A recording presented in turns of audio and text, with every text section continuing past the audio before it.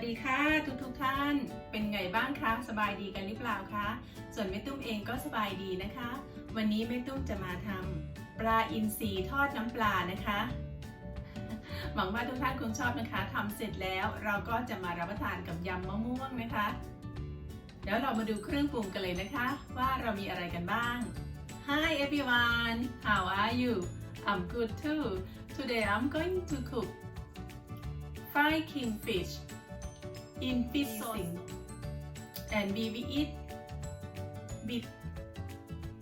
mango salad. I hope you will like it. Let's see what ingredient we got today. เรามาดูเครื่องปรุงของเราได้แล้วค่ะ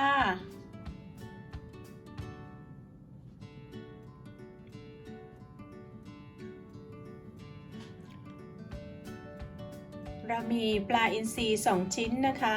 น้ำมันพืชสำหรับทอดนะคะแป้งกับพริกไทยเอาไว้ทาปลาก่อนทอดนะคะมีน้ำปลา2ช้อนโต๊ะมีน้ำมันพืชนะคะ1ช้อนโต๊ะน้ำตาลทรายแดง2ช้อนโต๊ะน้ำเปล่า100 ml นะคะแล้วเราก็มาดูเครื่องยำนะคะมีมะม่วง1ลูกนะคะน้ำผึ้ง2ช้อนโต๊ะน้ำปลา2ช้อนโต๊ะแล้วก็หอมแดงก็มีพริกขี้หนูนะคะสีแดงสีเขียวนะคะเดี๋ยวเราไปลงมือทำกันเลยนะคะโอเค let's cook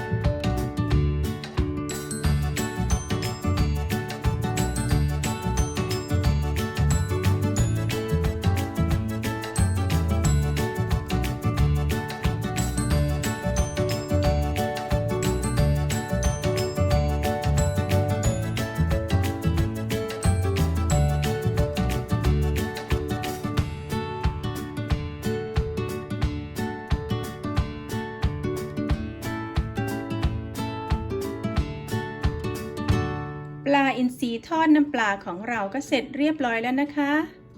น่ารับประทานไหมคะเดี๋ยวเราก็จะมารับประทานกับยำมะม่วงของเรานี่แหละค่ะถ้าคุณชอบคลิปนี้นะคะกดไลค์กดแชร์กด Subscribe เพื่อเป็นกำลังใจให้แม่ตุ้มด้วยนะคะแล้วเรามาเจอกันใหม่คลิปหน้านะคะขอให้ทุกท่านโชคดีมีความสุขและสุขภาพแข็งแรงนะคะสวัสดีค่ะ Fried Kingfish with fish sauce is done. I hope you like it and we will eat with mango salad. Please like and share and subscribe. I will see you next video. See you. Take care. Love you all. Bye.